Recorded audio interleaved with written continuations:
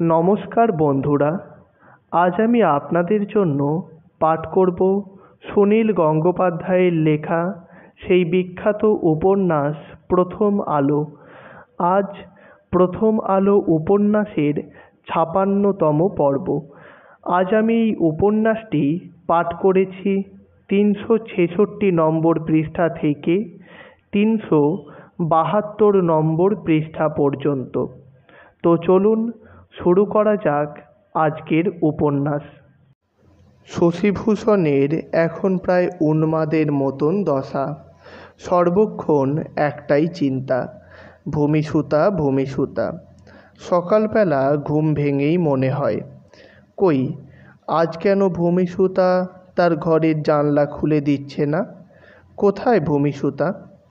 এখন শশীভূষণের একটাই স্বপ্ন, তিনি চাকরি ছেড়ে দেবেন, কলকাতাতেও আর থাকবেন না।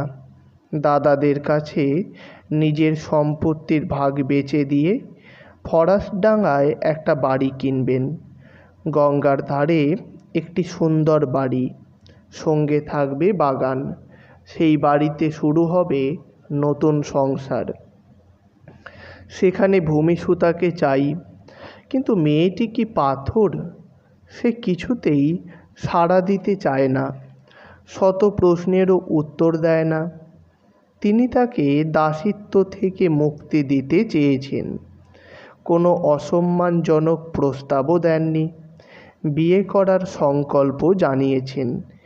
একটি মেয়ে এর চেয়ে আর বেশি কি আশা করতে পারে?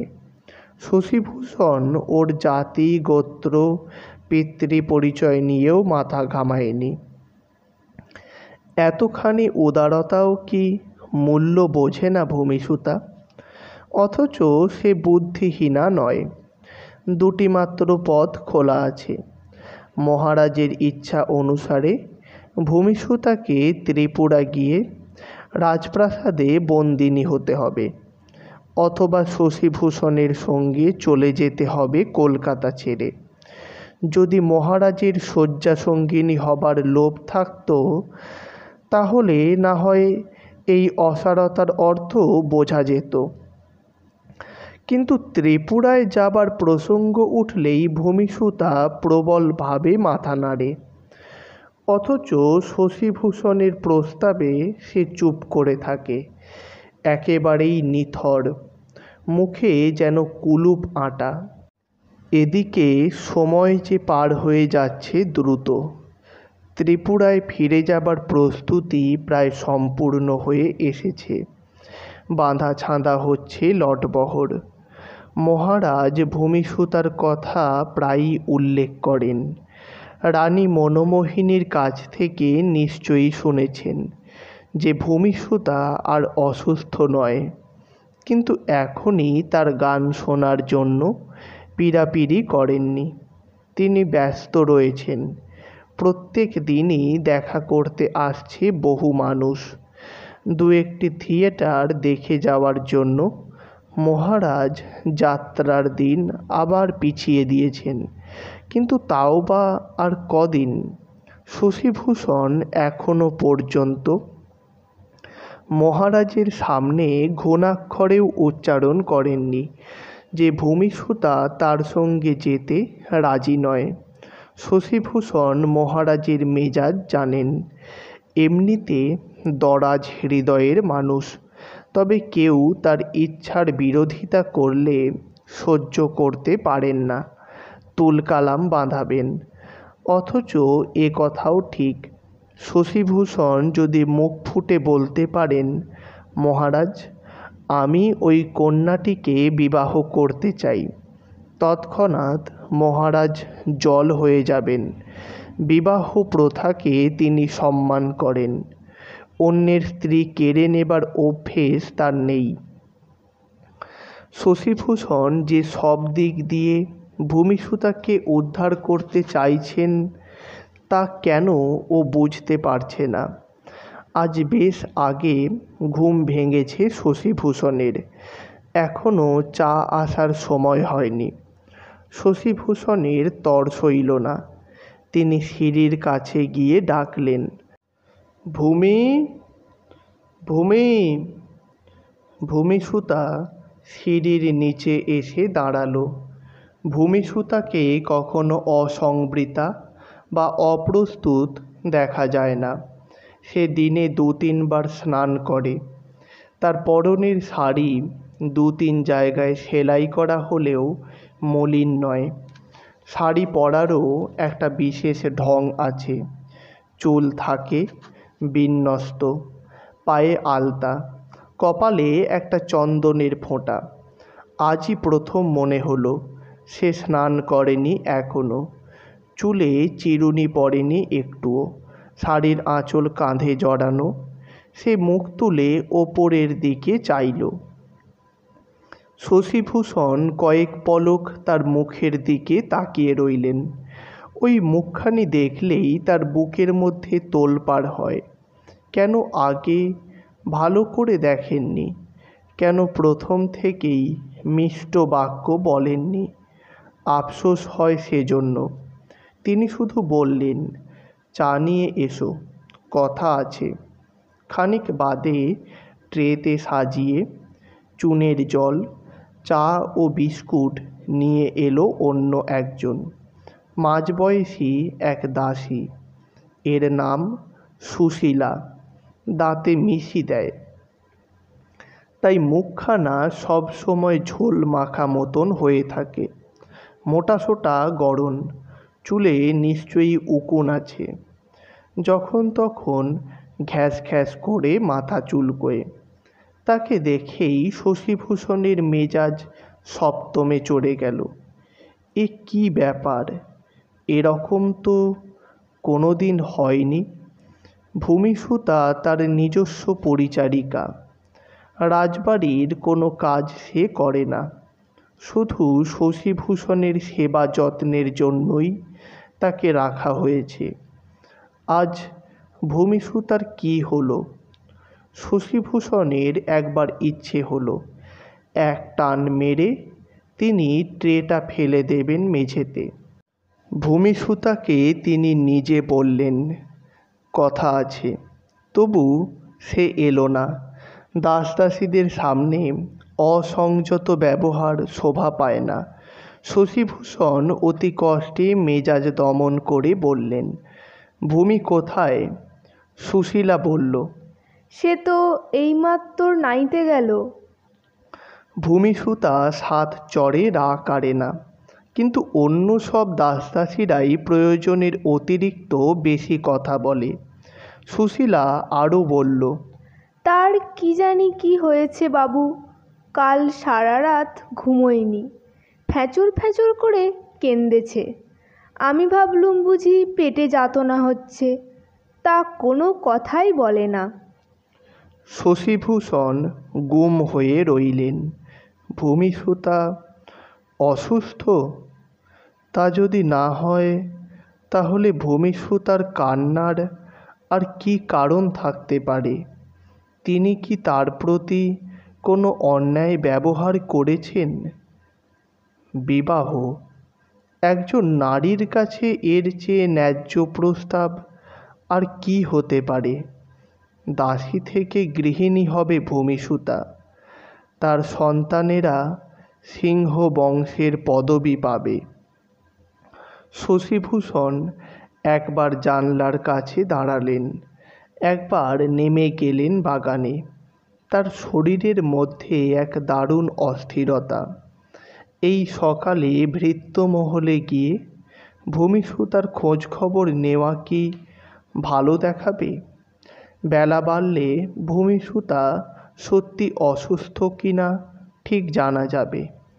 অসুস্থ হলে সে স্নান করবে কেন? যেদিন থেকে শশীভূষণ ভূমিসুতাকে আর দাসী মনে করেন না, সেদিন থেকে তিনি নিচের মহলে যেতে সংকোচ বোধ করেন। অন্ধকার স্যাঁতস্যাঁতে ঘর, ছেঁড়া ঝুলি ঝুলি মাদুর কাঁথার বিছানা। ওই পরিবেশে তিনি ভূমিসুতাকে দেখতে চান না আর। ফরাসডাঙ্গার বাড়িতে তিনি ভূমিসুতার জন্য মেহগনি কাঠের পালঙ্ক আনবেন। শশীভূষণ বড় আয়নার সামনে দাঁড়ালেন।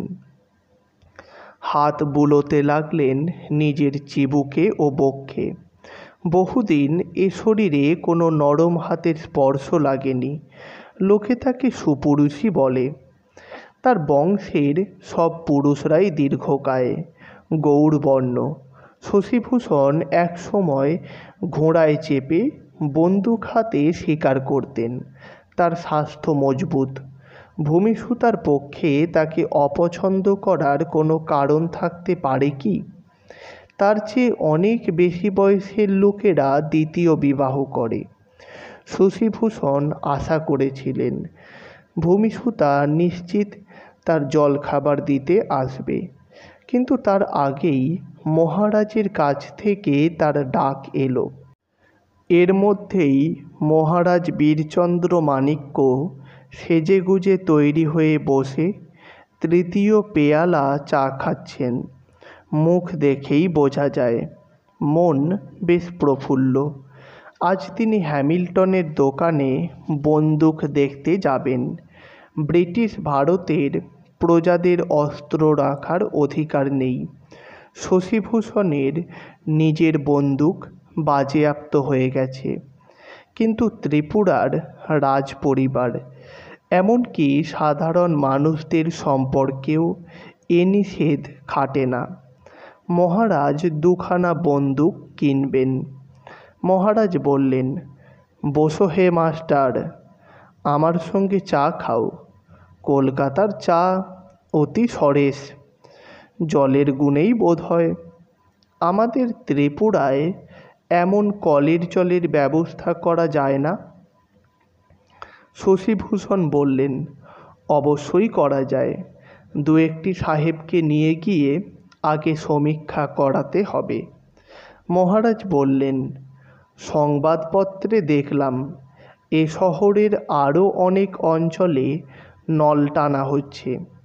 দু একটি ইংরেজ কারিগরকে কি ত্রিপুরায় যেতে বললে যাবে? শশীভূষণ বললেন, পয়সা পেলে ইংরেজরা যে কোনো জায়গায় যেতে রাজি হয়। মহারাজ বললেন, পয়সা। প্রশ্ন হচ্ছে কত পয়সা? ঘোষমশাইয়ের সঙ্গে আলোচনা করে দেখতে হবে। তোমাদের এই বাঙালি বাবুটির বড় কৃপণ স্বভাব। আমার খরচের জন্য বেশি পয়সা দিতে চায় না। আমারই রাজকোষের পয়সা, তবু আমাকে দেয় না। নিজের রসিকতায় মহারাজ নিজেই হা হা করে হেসে উঠলেন। তারপর বললেন, চলো মাস্টার, আগে বন্দুকের দোকানে যাই, তারপর নগর দর্শন করব সারাদিন। আগরতলায় নতুন রাজধানী গড়ার ইচ্ছে আছে আমার। এখানকার রাস্তাঘাটের নকশা জোগাড় করে নিও তো। শশীভূষণ ভাবলেন, এই মুহূর্তে তিনি যদি বলেন যে তিনি চাকরি ছেড়ে দিচ্ছেন, তাহলে মহারাজের মুখের অবস্থা কীরকম হবে। মহারাজ অবশ্য আগাগোড়াই তার সঙ্গে সহৃদয় ব্যবহার করে এসেছেন। খুব বেশি আনুষ্ঠানিকতা পছন্দ করেন না তিনি।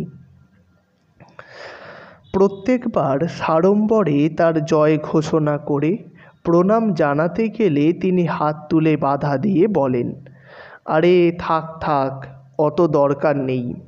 শশীভূষণ একেবারে বিনা কারণে পদত্যাগ করতে চাইলে তিনি হতভম্ব হয়ে যাবেন নিশ্চয়ই।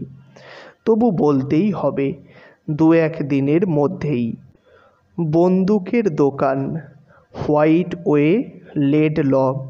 হক সাহেবের বাজার ঘুরে ক্লান্ত হয়ে মহারাজ উইলসন হোটেলে খেতে এলেন। সেখানে গুরু ভোজন হয়ে গেল। এখন তিনি গঙ্গার ধারে কিছুক্ষণ বায়ু সেবন করতে চান। জুড়ি গাড়ি এসে থামল আরমানি ঘাটে। ছড়ি হাতে নিয়ে পায়চারি করতে লাগলেন মহারাজ। এখন গঙ্গার বুকে অনেক কলের জাহাজ দেখা যায়।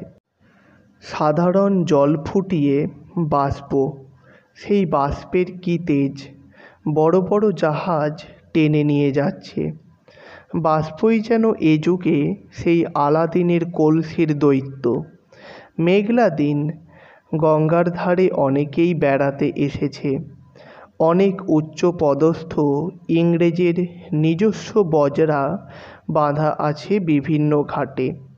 কোনো কোনো চলন্ত বজরার ছাদে তরুণী মেমসাহেবরা দাঁড়িয়ে আছে, হাতে তাদের রঙিন ছাতা।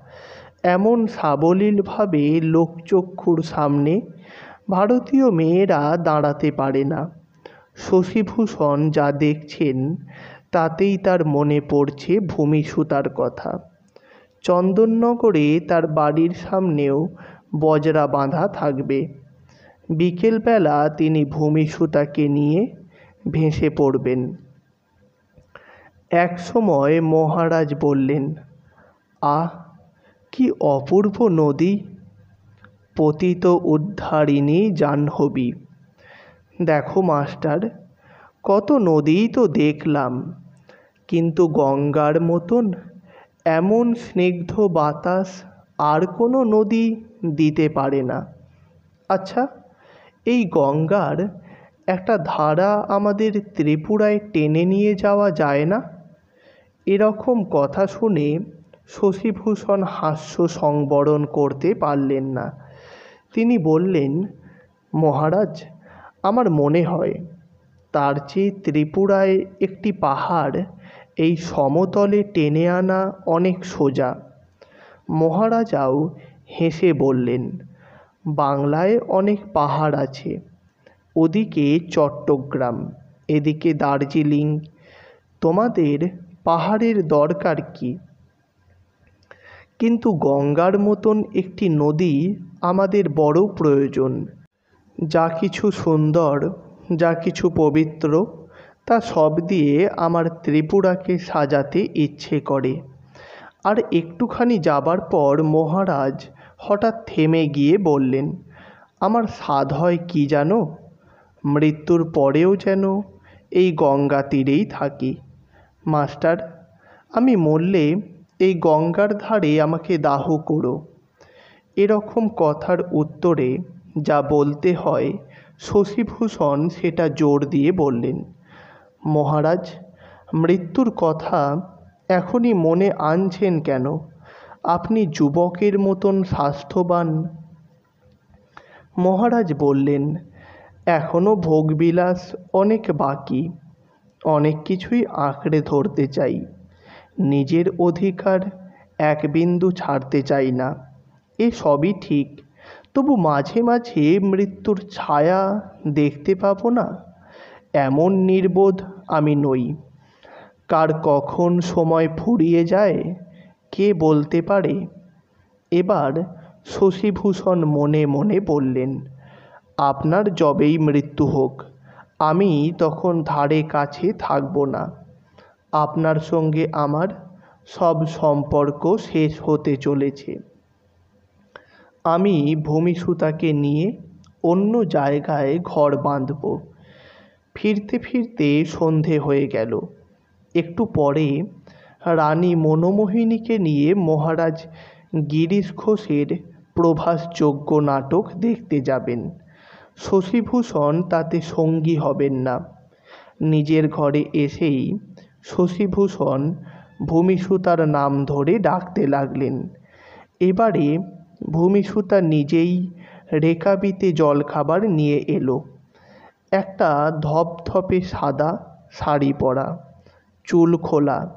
শশীভূষণ লক্ষ্য করলেন, আজ সে পায়ে আলতা দেয়নি, কপালে চন্দনের ফোঁটা নেই, চক্ষু দুটি থমথমে। হঠাৎ দেখলে তাকে বিধবা বালা বলে মনে হয়। শশীভূষণ গম্ভীরভাবে জিজ্ঞেস করলেন, তুমি নাকি কাল সারা রাত কেঁদেছ? কি হয়েছে তোমার? কোনো অসুখ? ভূমিসুতা আস্তে আস্তে মাথা নেড়ে নত দৃষ্টিতে বলল, কিছু হয়নি। শশীভূষণ আবার জিজ্ঞেস করলেন, তবে কাঁদছ কেন? কেউ তোমাকে কোনো কটু কথা বলেছে? ভূমি বলল, না, আমি আপনার জন্য জল নিয়ে আসি। শশীভূষণ বললেন, কিচ্ছু আনতে হবে না, তুমি বসো, তোমার সঙ্গে অনেক কথা আছে, আজ সব কথা শেষ করে দিতে হবে, বসো। ভূমি অনেকখানি দূরত্বে মেঝের ওপর বসে পড়ল। শশীভূষণ প্রায় ধমকের সুরে বললেন, ওখানে নয়, এই চেয়ারে বসো, এসো, উঠে এসো। ভূমিসুতা উঠল বটে, কিন্তু চেয়ারে বসল না, দাঁড়ালো চেয়ারটির পিছনে। শশীভূষণ বললেন, তোমাকে আমি সমমর্যাদা দিতে চাই, তুমি কেন তা নেবে না? কেন তা বুঝতে চাও না? চুপ করে থাকলে চলবে না, আজ তোমায় উত্তর দিতেই হবে। ভূমিসুতা বলল, আমি এর যোগ্য নই। শশীভূষণ বললেন, কে বলেছে তুমি এর যোগ্য নও? তুমি অসাধারণ। একটা কথা সত্যি করে বলো তো, আমাকে কি তোমার মন্দ লোক বলে মনে হয়? তুমি কি ভাবো আমার কিছু কু অভিসন্ধি আছে? বলো, বলো। ভূমি বলল, না, আপনি মহৎ। শশীভূষণ একজন আহত মানুষের আর্তনাদের সুরে বললেন, তবে তবে কেন তুমি আমার ডাকে সাড়া দিচ্ছ না? তুমি বুঝতে পারো না আমি তোমাকে চাই, কতখানি চাই? আর কোনো নারীকে আমি এমনভাবে চাইনি।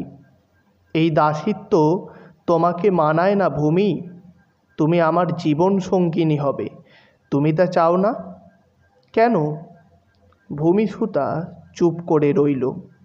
শশীভূষণ আর নিজেকে সামলাতে পারলেন না, আবেগের বশে ছুটে এসে ভূমিসুতার একটা হাত ধরলেন।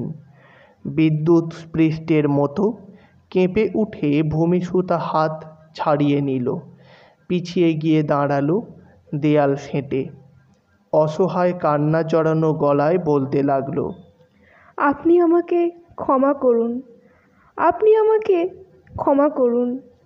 শশীভূষণ গভীর বিস্ময়ের সঙ্গে কয়েক মুহূর্ত চেয়ে রইলেন ওর মুখের দিকে, তারপর বললেন, ক্ষমা?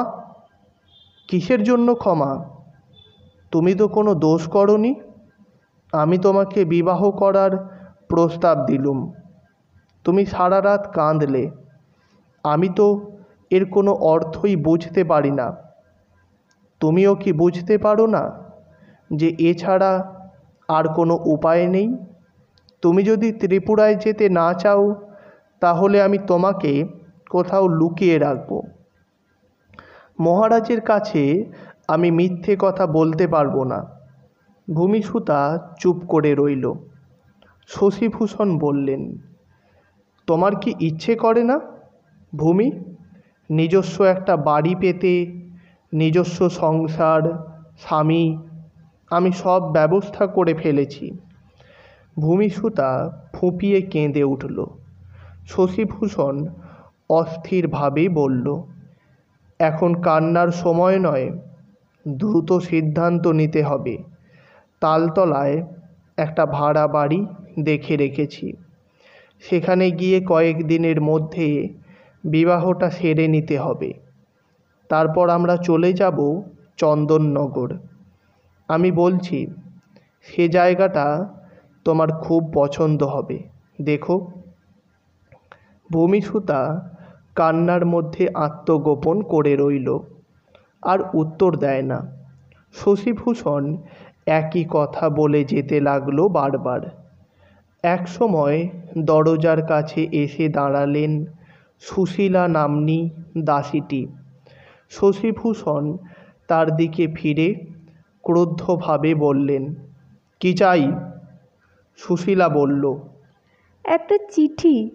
পুরুতমশাই বললেন তোমাদের এখানে ভূমিসুত নামে কে আছে, তাকে এই চিঠিখানা দিও আজই। আমি সেই তখন থেকে ভূমিকে খুঁজে মরছি। শশীভূষণ ভ্রু কুঞ্চিত করে বললেন, চিঠি? ওকে কে চিঠি লিখবে? পুরুত মশাই বা ওকে চিঠি দেবেন কেন? সুশীলা বলল। আমিও তো তাই ভাবছি।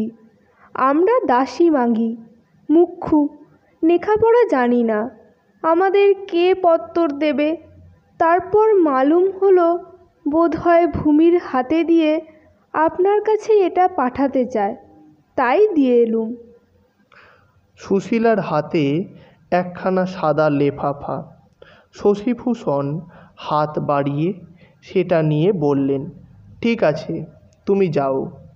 লেফাফার ওপর কোনো নাম লেখা নেই, মুখটা গদ দিয়ে সাঁটা। সেটা ছিঁড়তে ছিঁড়তে শশীভূষণ বললেন, এই পুরুতটা মহাপেটুক, প্রায় এটা সেটা ছুতো করে টাকা চায়। আমার বোধ হয় কিছু চাইছে। চিঠির সম্বোধন ও লেখকের নাম আগে দেখলেন তিনি, যেন বজ্রপাত হলো। শশীভূষণের চিন্তা একমুখী ছিল। তিনি ভূমিসুতাকে বিবাহের প্রস্তাব দিয়েছেন, সেই তো যথেষ্ট। ভূমিসুতার আপত্তির কোনো কারণ তিনি খুঁজে পাননি। অন্য কোনো দিকের কথা তার মাথাতেও আসেনি একবারও। তিনি হতবুদ্ধির মতন ধপ করে পালঙ্কে বসে পড়ে অস্ফুট স্বরে বললেন, ভরত, হে ভূমিসুতা, তোমাকে আমি প্রতিশ্রুতি দিয়াছিলাম তোমার সহিত সংযোগ রক্ষা করিব, তোমাকে অপমানের জীবন হইতে মুক্তির ব্যবস্থা অবশ্যই করিব, কিন্তু এতদিন তাহা পারি নাই। তুমি নিশ্চয় স্থির করিয়াছ যে আমি কাপুরুষের ন্যায় পলায়ন করিয়াছি, তোমাকে বিস্মৃত হইয়াছি। ইহা তুমি অবশ্যই মনে করিতে পারো, দোষ আমারই। তবে সত্য এই যে আমি তোমাকে একদিনের জন্যও বিস্মৃত হই নাই। সর্বক্ষণ তোমার কথা মনে পড়ে।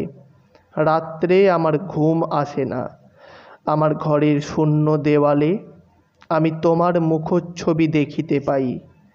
ভবানীপুরের বাটি হইতে অকস্মাৎ বিতাড়িত হওয়ার সময় আমি তোমার সহিত কথা বলার সুযোগ পাই নাই।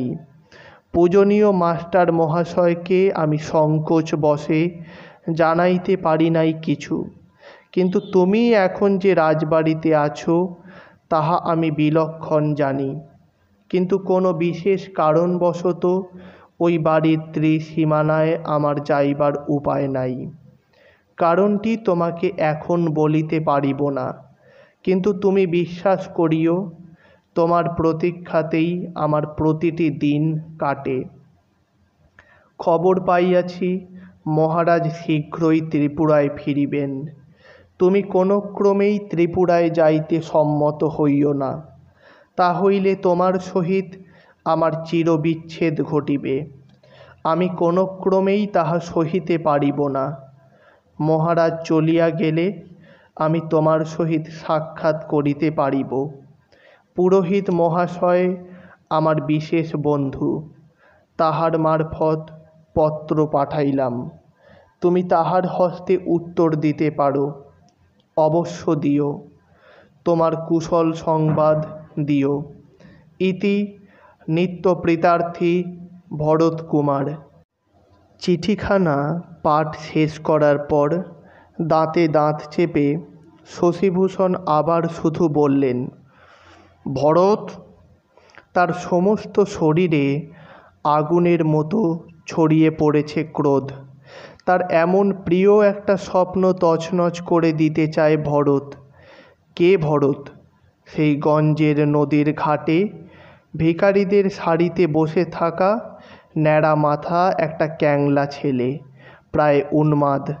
শশীভূষণ যদি সেখান থেকে তাকে তুলে নিয়ে না আসতেন, তাহলে কোথায় থাকতো ভরত? কলকাতায় কে তাকে আশ্রয় দিত? এখনও শশীভূষণের দেওয়া মাসোহারায় সে টিকে আছে। সামান্য একটা পরগাছা হয়ে সে ভূমিসুতার মতন একটি রমণী রত্নকে পেতে চায়।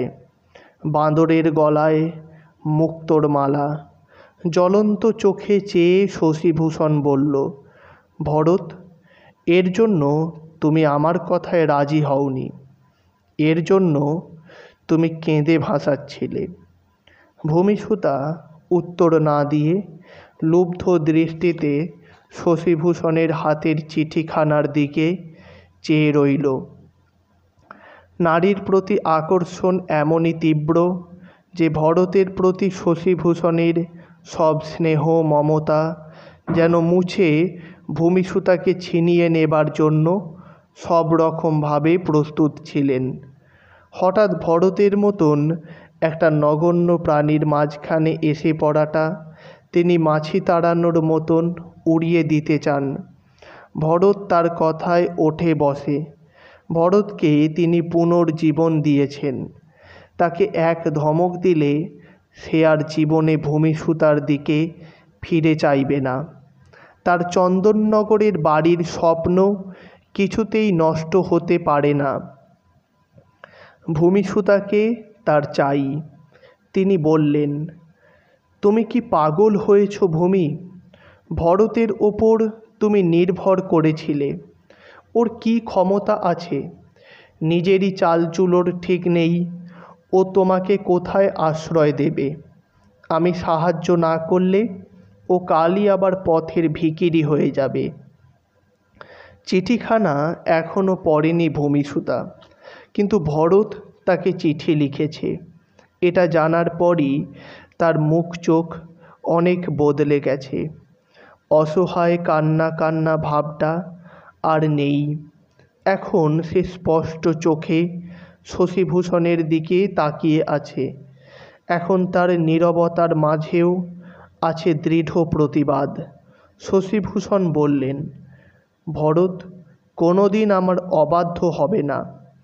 আমি আদেশ করলে সে তোমার পা ধোয়ার জল ঢেলে দেবে, মাটিতে মাথা ঠেকিয়ে তোমাকে প্রণাম করবে।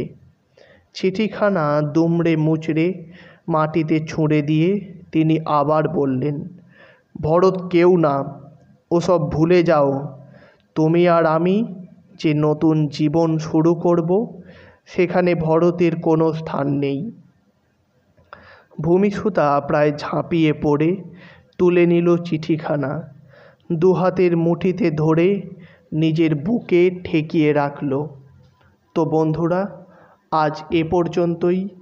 পরের দিন নতুন কোনো পর্ব, নতুন কোনো গল্প, নতুন কোনো উপন্যাস নিয়ে হাজির হব আপনাদের কাছে। আর হ্যাঁ, চ্যানেলটিকে সাবস্ক্রাইব করে অবশ্যই সমৃদ্ধ করবেন, যাতে নতুন কোনো গল্প বা উপন্যাস প্রকাশের সঙ্গে সঙ্গে আপনাদের কাছে পৌঁছে যেতে পারি। ধন্যবাদ।